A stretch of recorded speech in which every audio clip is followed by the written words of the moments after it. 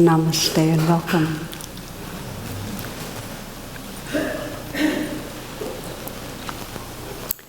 There's a story of a reporter interviewing a bank president, and the interview went like this. The question was, "Sir, what's the secret of your success?" And he says, 2 words. "And sir, what are they?" "Right decisions." "But how do you make right decisions?" 1 word. "And sir, what's that?" "Experience." "And how do you get experience?" 2 words. "And sir, what's that?" "Wrong decisions."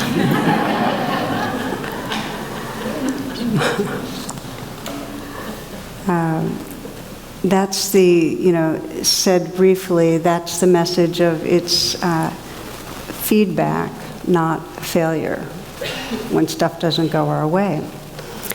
And the reason I bring it in is because how we frame what's going on, the story we create around what's going on, or the meaning we assign, totally shapes our experience.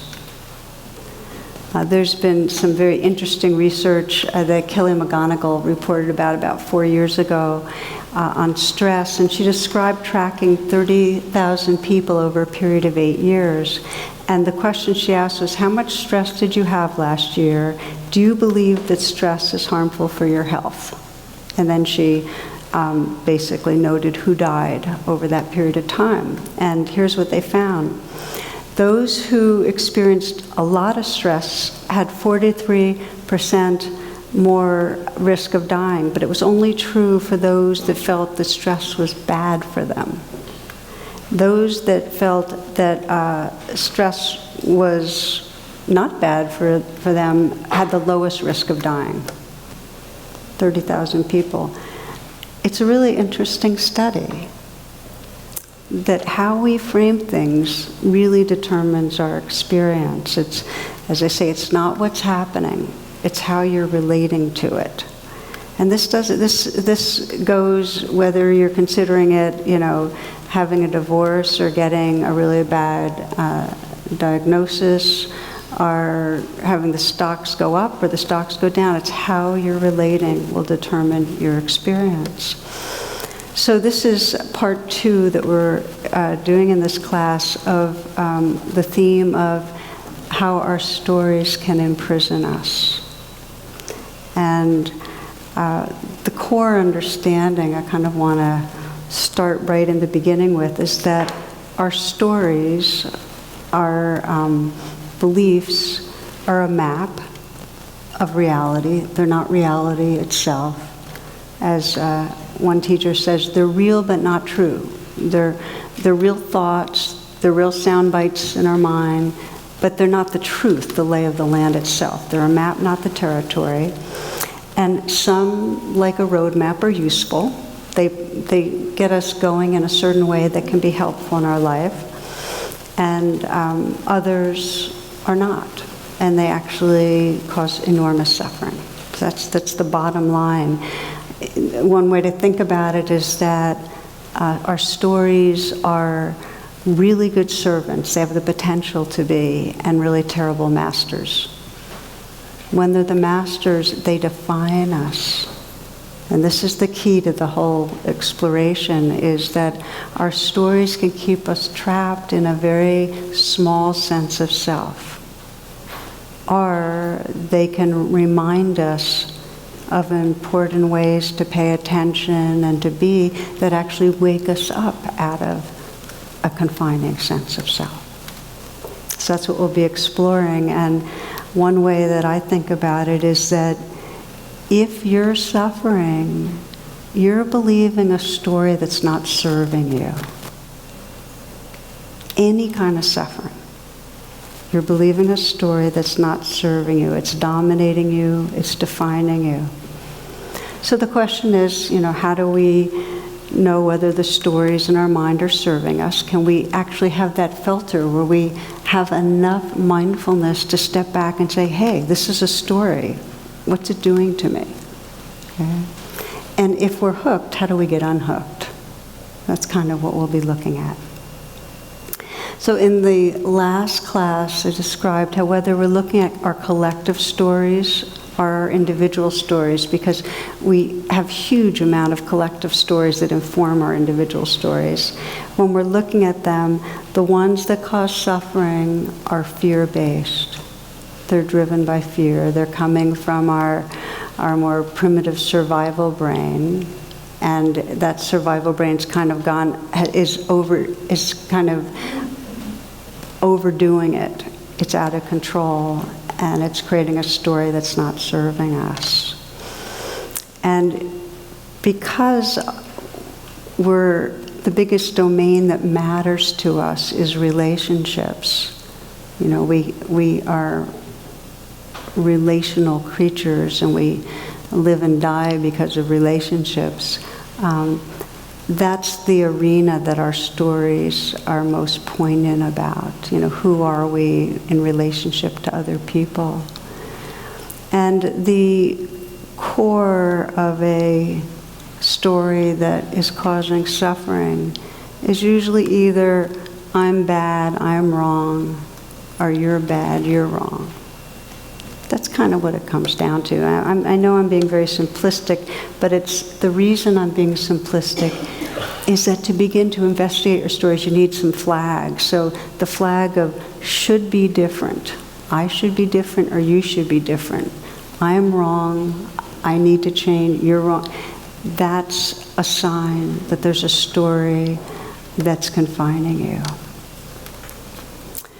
So fear-based stories are often really proliferate in societies where there's a lot of fear.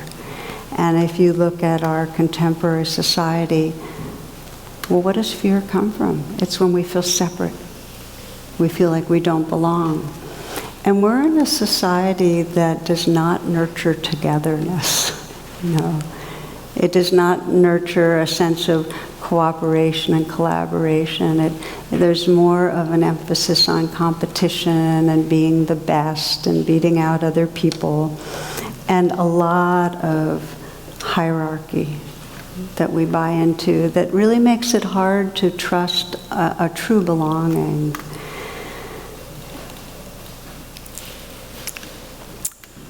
The effect is anxiety is rampant. I mentioned in the last class a New York Times article that shows the shift from being the Society of Prozac to the Society of Xanax. That we're really hooked on anxiety, and the statistics are 38% of girls aged 13 to 17 and 26% of boys are diagnosed with an anxiety disorder. Now, that's not just talking about normal anxiety, an anxiety disorder. That's really high.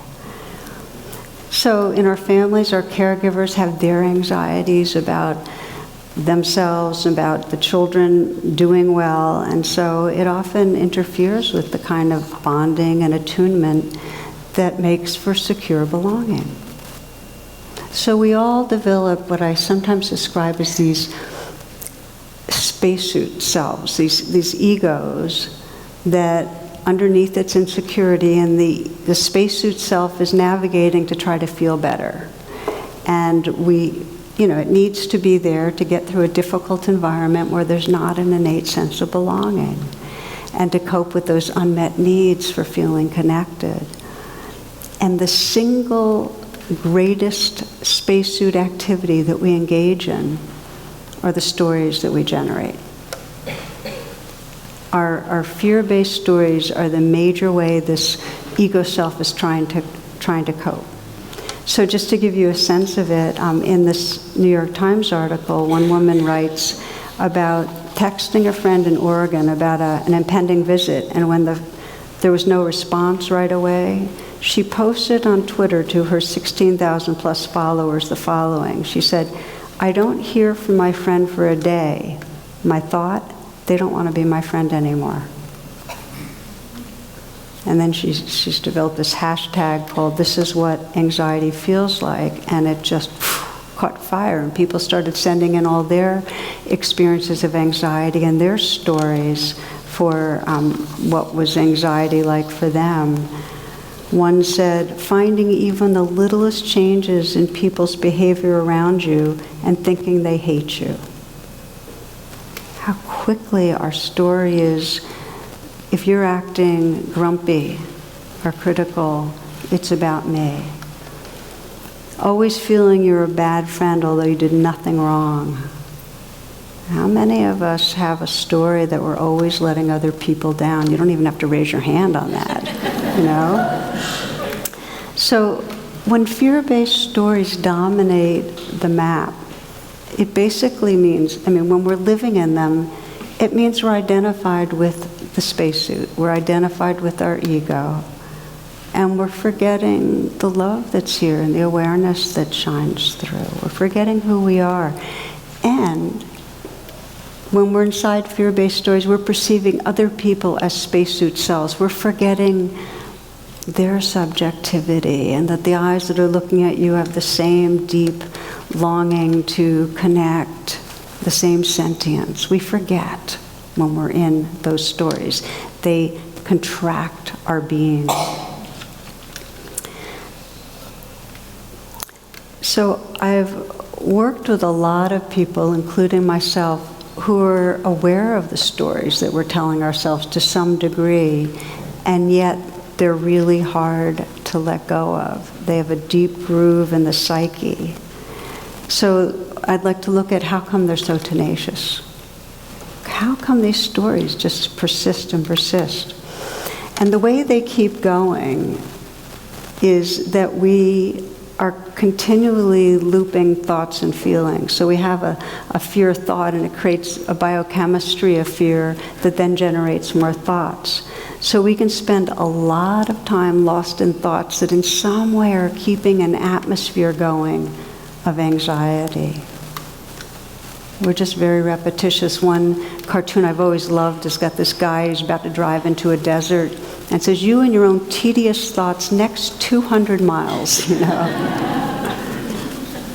This is Carlos Castaneda, who wrote, he's describing the teachings of a shaman who says, you talk to yourself too much. You talk to yourself too much. You're not unique in that. Every one of us does. We maintain our world with our inner dialogue. A man or woman of knowledge is aware that the world will change completely as soon as they stop talking to themselves. Okay. So this is one reason they're so tenacious, is that we're just so habituated to thinking mind and believing our thoughts. And so the beginning of training ourselves to be able to let go of the stories that hold us is to just even be able to step out of the thinking and know the difference between thoughts and this living reality right now.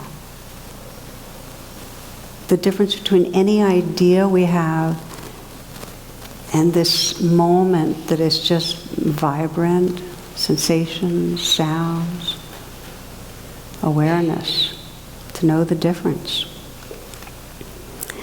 But instead, we stay inside the thought forms. And if you think about fake news, which many of us are thinking about, the more it's repeated, the more believable it becomes. And that's, that's more and more common information. Just keep repeating it. Doesn't matter how bizarre it might seem to some people. If you keep repeating it, there's something about hearing it that the mind assumes it's true.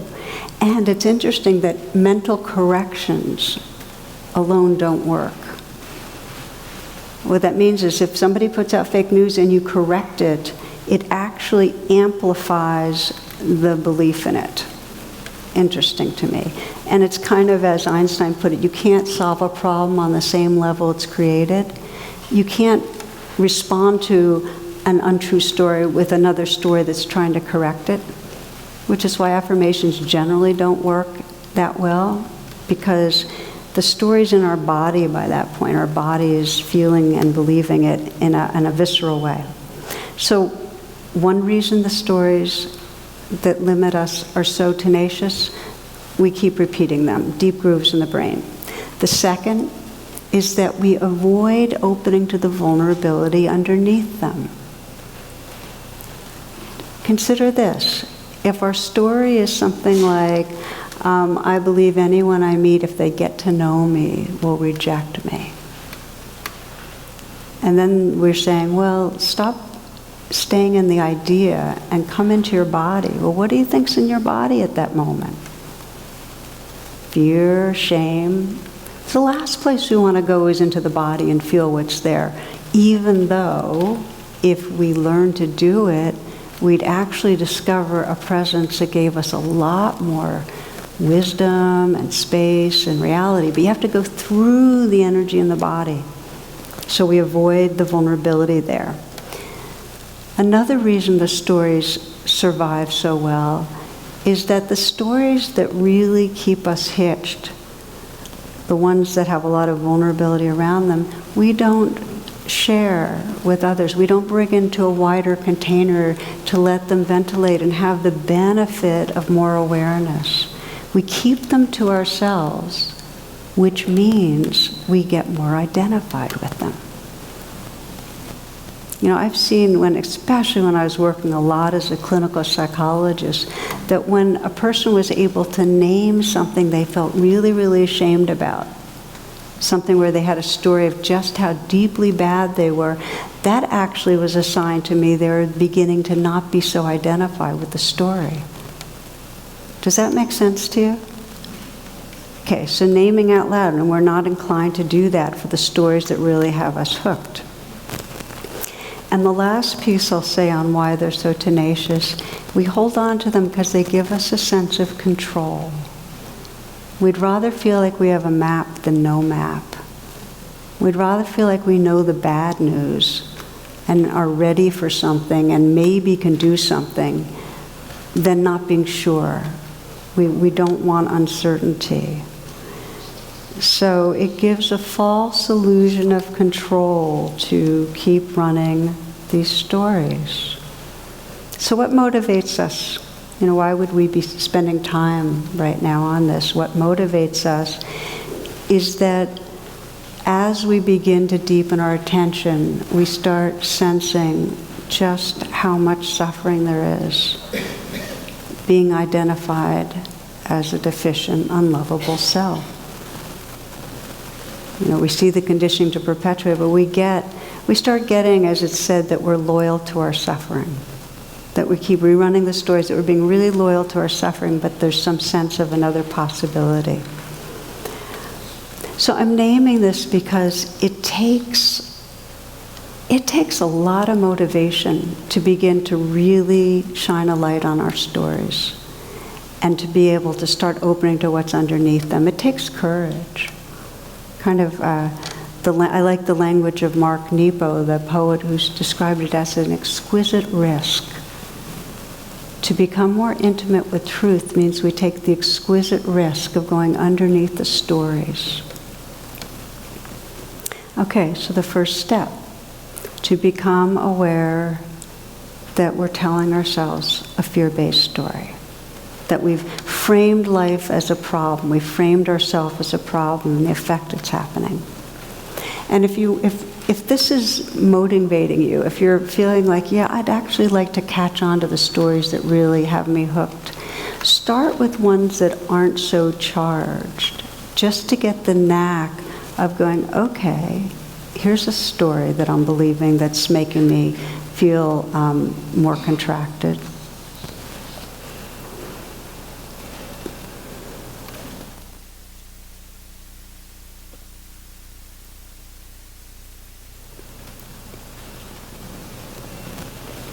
As you can imagine, those of you that have been with me before, I will be asking you to do something like that soon. Okay, so we become aware. So I'll give you an example for myself because I'm actually really fascinated by watching my mind and watching how often there is some background of a story that I wasn't conscious of that's affecting my sense of things. So Monday morning, as I've described often in my talks, I have a ritual of going right down and hiking by the river, the Potomac River.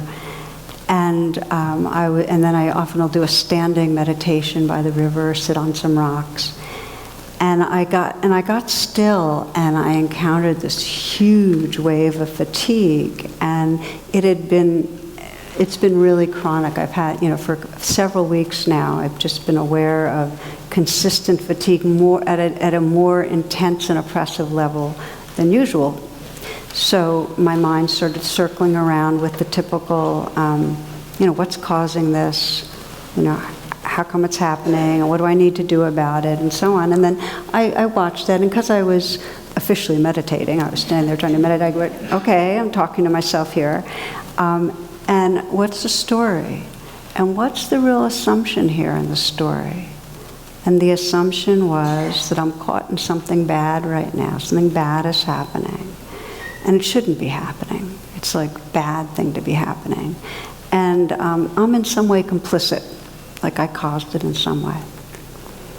So just a comment that, again, these fear-based thinking has an undercurrent of no, this shouldn't be happening.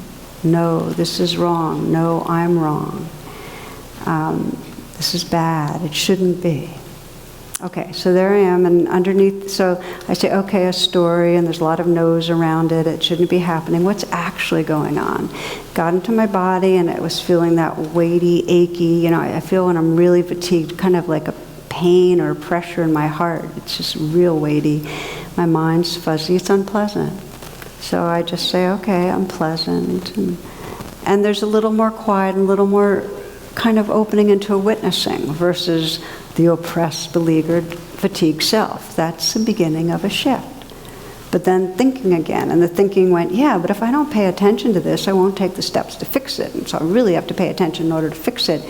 And then there's another part of me that goes, you can spend time thinking about it and fixing it, but you're way, way overdoing that, because we go way beyond the need. So, okay, then quieting again.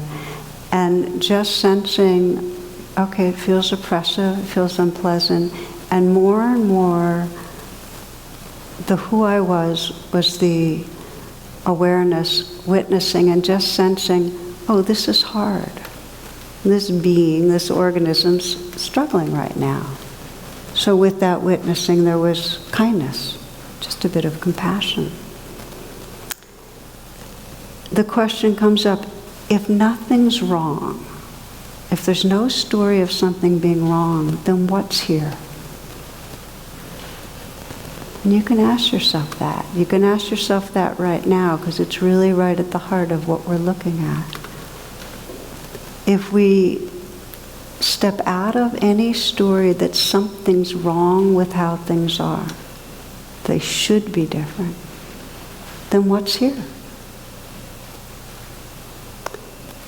What we find is it might be unpleasant, it might be intense, but the identification with it dissolves, and there's a sense that we're resting in an awareness that can include what's here in this moment. That's the freedom.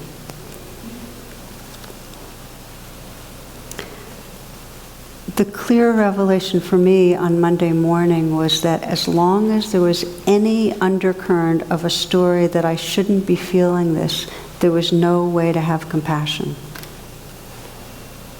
If you're making something wrong, there's no space for that tenderness to arise.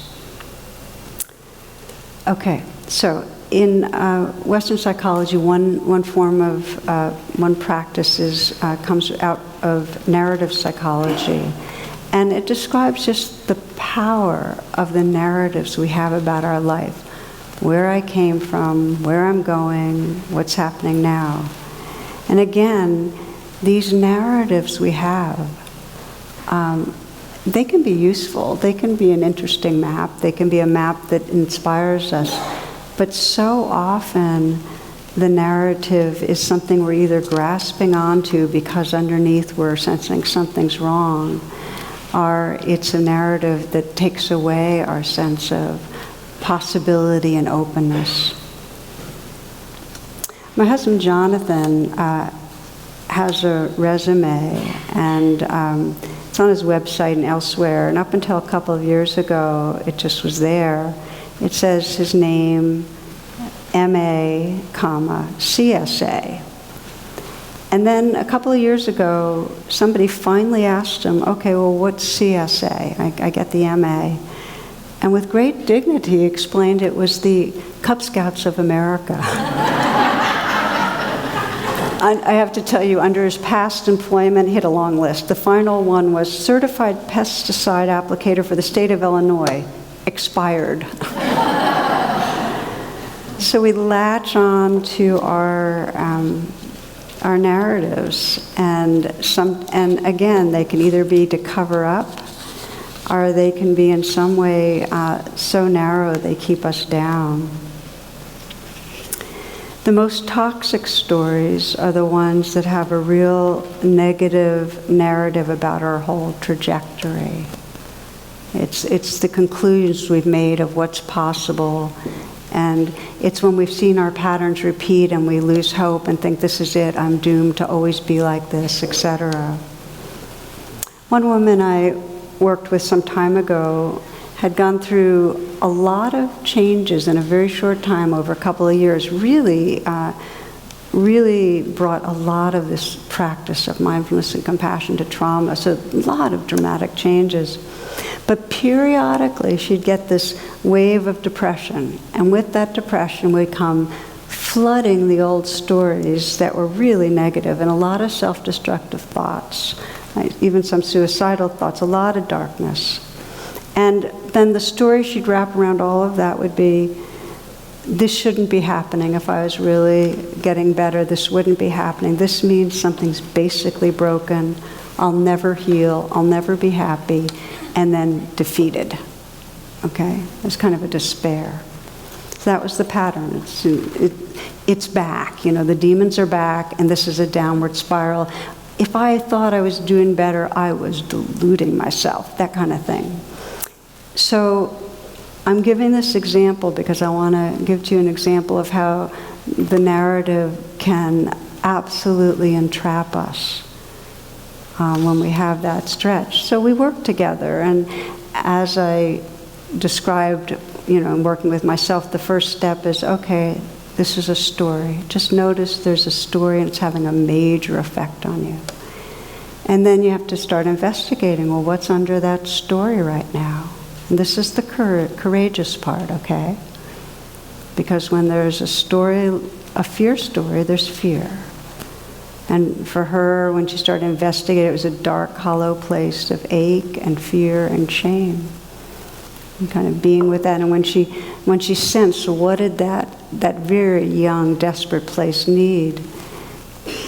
It really needed the message that the fact that this is re-arising, what happens is not your fault. You know, it's that kind of sense, like just like the outer weather's not our fault. The fact that we go through cycles, it's not your fault. It's not your fault. And needed that. So as soon as she even recognized that's what she needed, there was some sense of some compassionate place offering that inward. And she started touched into the grief that she had been covering over, just the enormous sense of the losses of her life, and a real deep tenderness. And she had to start sensing that young part of her could then begin to relax into something larger, bigger than the storyline, okay? But then, when this happens, we get a hitch. She started to relax a little into a larger sense of being, and then some place in her went fear, contract. And another story came up, if I relax, something bad will happen. If I let myself trust, something bad will happen. Very old place that had been abused. And often with abuse, it comes unexpectedly. Just as you start relaxing, you get, in some way, some violation, and that was the case for her. So, again, she was being loyal to her suffering. Stay vigilant. It's not okay to relax. and to notice that story. The reason I'm bringing this up is it's not a one-shot. It's like our minds will keep unwrapping meaning around things, okay? Okay, so there's that story of if I relax and trust, something terrible will happen. Just notice that it's a story and feel underneath that. And underneath that was a place in her that was really afraid and trying to protect her. And just to bear witness, what she needed was just acknowledgement. Okay, you're trying to protect me. And that again, in the moments of seeing the story and feeling what's going on, there's an enlargement of identity. And again, for her, there was a sense of opening and being that compassionate witness.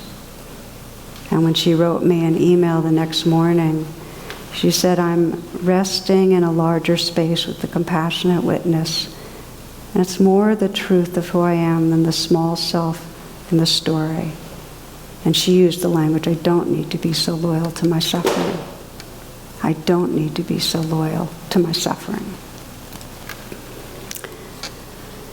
So the stories perpetuate the suffering and the pathways opening to the body. And I want to say also that often, in this process with myself and others, that opening includes a movement from feeling the fear to the grieving place that we've been blocking.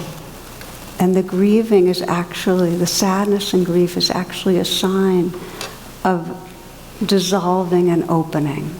It's a sign that we're no longer resisting and saying no. Now, often there's this invitation to sense that we've got these stories and we're clinging to a story of wrongness and badness, but then there's the question, don't we need a story of something's wrong to protect against a violent world? And I want to address that because some of you might be wondering that. There's a lot that happens that endangers our being. Don't we need a story that something's wrong so we'll stay alert to it? And many of you, I know, are familiar with Ta-Nehisi Coates, who wrote Between the World and Me. And he brings a powerful attention to the fear that lives in the body of an African American because of the very real ongoing threat of physical violence. And I'll just read you a quote. He said, "It is not necessary that you believe the officer who choked Eric Garner set out that day to destroy a body. All you need to understand is that the officer carries with them the power of the American state and the weight of an American legacy, and they necessitate that of the bodies destroyed every year, some wild and disproportionate number of them will be black." So if you're in a black body, way, way more endangered. Now I share this on the same day that yet another maybe it was yesterday, another police officer was acquitted in shooting and killing a person of color. It's a big series of acquittals. And the reality is we need to have the stories that remind us that we have to take care as individuals and take care collectively to change a system that destroys life, that's oppressive and violent. Yet those are stories that serve. But as Ta-Nehisi Coates says, if the story becomes a master, in other words, if a person of color goes around and the story of I'm endangered takes over, it disconnects from life. It takes over life in a way that's incredibly painful. And I want to share with you his example of that because I found it so compelling. He writes in the book about an experience in Paris he had.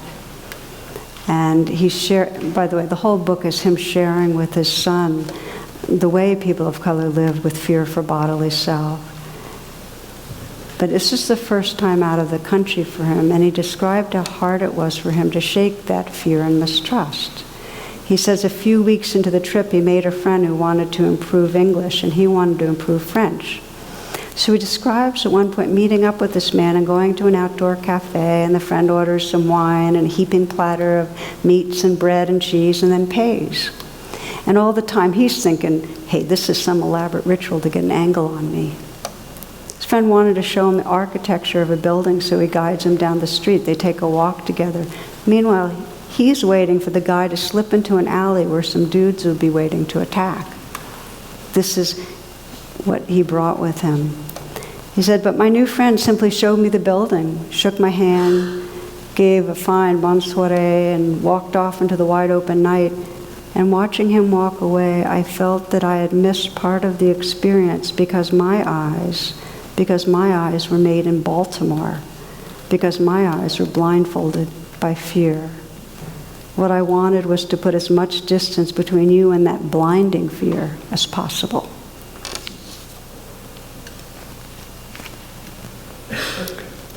So I share this story on purpose because, yes, stories that let us know of very real danger, absolutely we need to have them. When they take over, they separate us from our hearts and our awareness and each other. So we're exploring this process of how do we identify the stories that are not serving our hearts and awareness. How do we bring them come into the lived experience so we can bear witness and we can recognize who we are as that witnessing, compassionate presence and not be so identified, not be imprisoned. How do we loosen the grip of the story? As I mentioned, when we're living in the spacesuit self and we're in our stories, all we can see is other people's spacesuits. And we're not able to recognize their goodness. We're not able to recognize their vulnerability, and we can't sense what's meaningful to them. You know, one of my favorite reflections when I'm leading groups often is, please tell me what you love. Please tell me what brings you happiness. Please tell me what you feel devoted to. You know, that kind of inquiry. Well, when we're in a spacesuit self, when we're living in our stories, we are unable to connect with what is really important to others. So we don't have an authentic respect and care for what matters for other people. We're just not in touch. Again, by example, during the early weeks of the Iraq War, there was this happened then, the Army and the Marines were closing in on Baghdad, and one soldier describes what happened. That a small unit of American soldiers was walking along a street in Najaf, and I'm not pronouncing it right, but when hundreds of Iraqis poured out of the building on either side. So there they are, this small unit of Americans, and the Iraqis were really, really enraged, the fists waving, throats taut, and they pressed in on the Americans, who glanced around each other, and they're in terror. And so this guy says he turned on the sound on the remote, and they were shrieking, frantic with rage, and the lens was lurching. The cameraman seemed as frightened as the soldiers when he looked at the images. And this guy was sure that there would be a shot that fired from somewhere, that the Americans would then open fire and the world would witness a massacre. Okay? That was the fear. So here's what happened. At that moment, an American officer stepped through the crowd holding a rifle, his rifle, high over his head with the barrel pointed to the ground. Against the backdrop of the seething crowd, it was a striking gesture. It was almost biblical. Then he said, "Take a knee." Okay, that means that go down on your knees. The soldiers looked at him like he was completely crazy. And then one after another, this is with their bulky armor, body armor and so on and gear, they knelt before this boiling crowd and pointed their guns at the ground. The Iraqis fell silent and their anger subsided. The officer ordered his men to withdraw.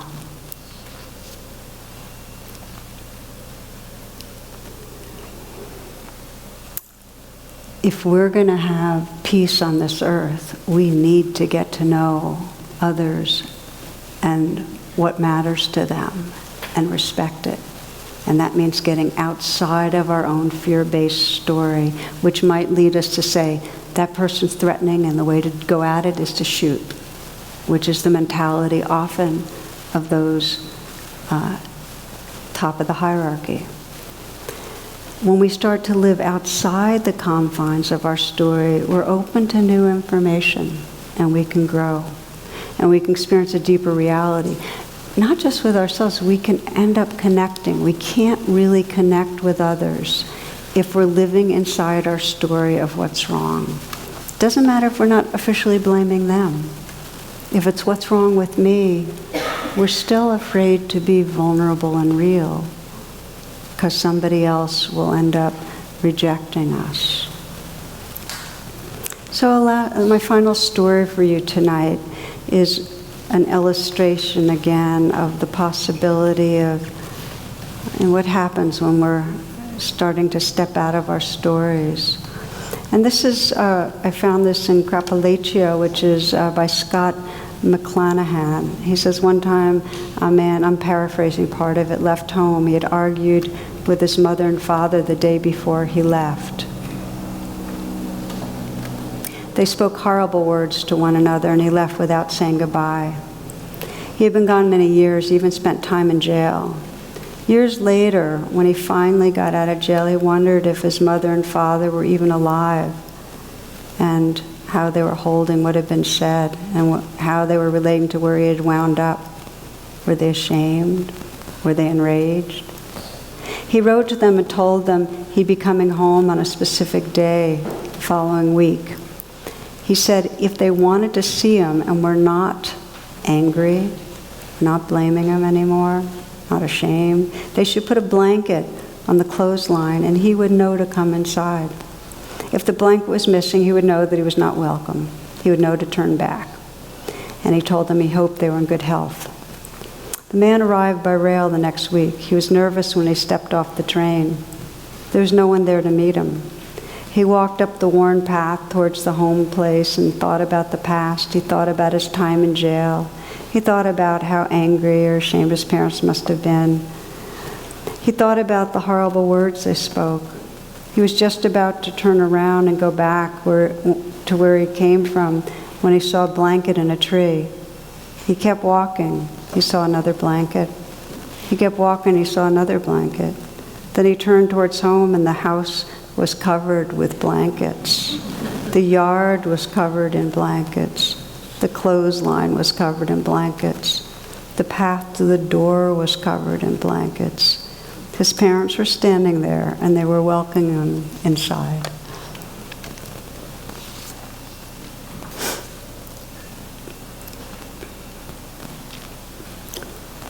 I think part of what touches me about that so much is we're so inclined to believe our stories of separation, when deep down we all want to connect.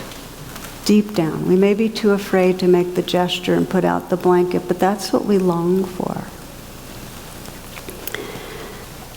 It takes a dedicated practice to challenge the stories. Mostly we're in such a trance we don't notice they're there, and then when we start to notice, it takes a real willingness to say, oh, look, this in some way is me making myself wrong or somebody else wrong.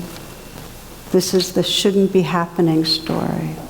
It takes dedicated practice to get the knack of really being in our bodies and breathing with what's there till we start sensing the space of that witness, that larger presence. But it's possible, because that space does open up. This is Henry Nouwen, who says the real work of prayer is to become silent and listen to the voice that says good things about me. To gently push aside and silence the many voices that question my goodness, and to trust that I will hear the voice of blessing. To gently push aside and silence the many voices that question my goodness and to trust that I will hear the voice of blessing, that demands real effort. So we make that effort. Really, may we do this as individuals. May we quiet the stories of fear and just hear that, the voice of blessing which is beyond all stories, that just is the realization of our goodness and our belonging. And may we do it collectively, that we open beyond the stories that separate us to that loving awareness that's really our source. So let's practice together for a few minutes. Let's explore this. We'll just do it in a simple way.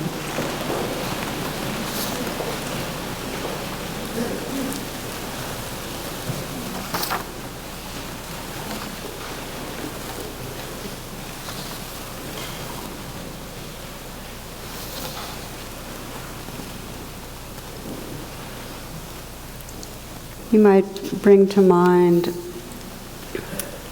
some recurrent situation in your life where you end up feeling difficult emotions, feeling afraid, angry, hurt.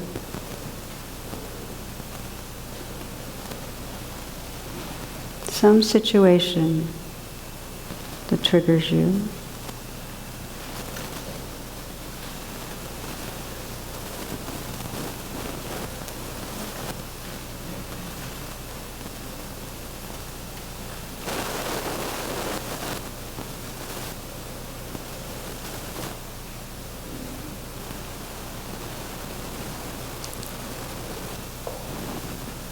And ask yourself, what's the story I'm telling around this? See if you can find the no, the basic assumption this shouldn't be happening. This is a bad situation. It's my fault. It's someone else's fault.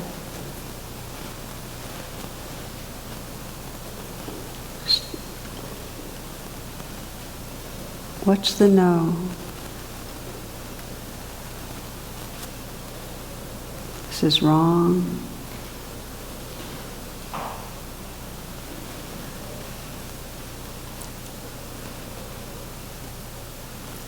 You might explore for a few moments if you could step out of the story of something's wrong with this and just feel directly in your body what the situation brings up,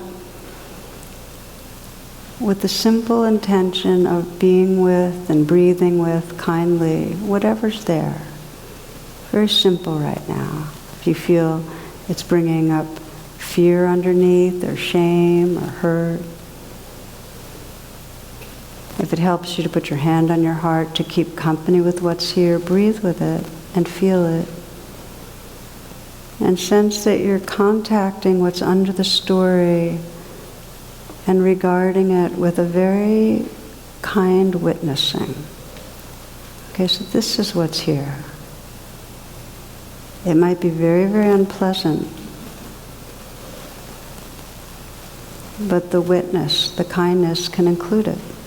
Okay, this is what's happening.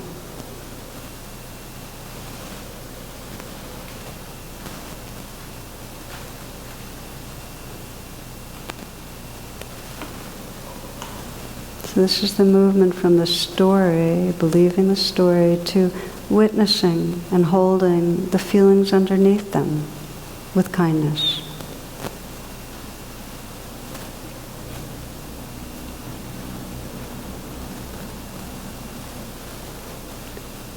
It doesn't give you an answer on how to move through your life, but what it does is give you a larger sense of who you are in the moment, which leads you to embodying more compassion and intelligence.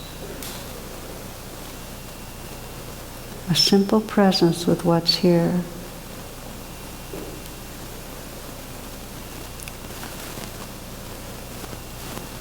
Notice who you are when you're witnessing kindly the experience inside you.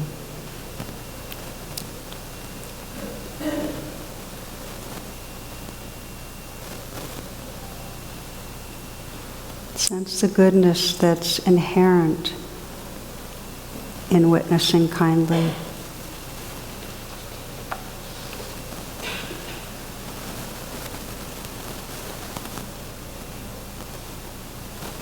You might ask yourself, if nothing's wrong, if I'm not believing in a story that something's wrong, then what is here?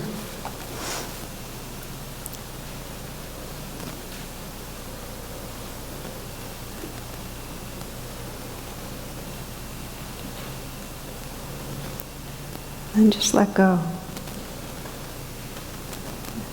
And trust yourself to that here-ness.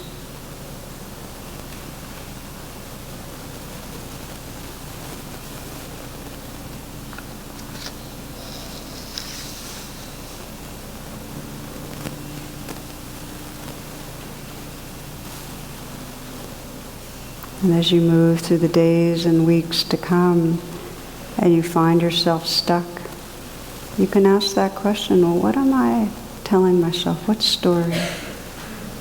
How am I making myself or life or others wrong? And can I just bring that kind witnessing to the life that's really here? Come back home to the intrinsic goodness of your more true self. Hafez puts it this way, the poet Hafez, you don't have to act crazy anymore. We all know you were good at that. We all know you were good at that. Now retire, my dear, from all that hard work you do of bringing pain to your sweet eyes and heart. Look in a clear mountain mirror.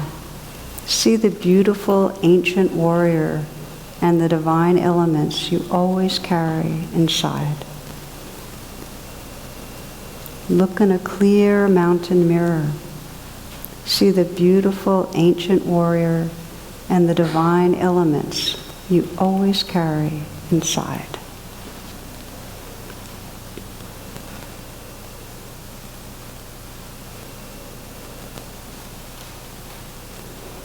Thank you for your attention, and namaste.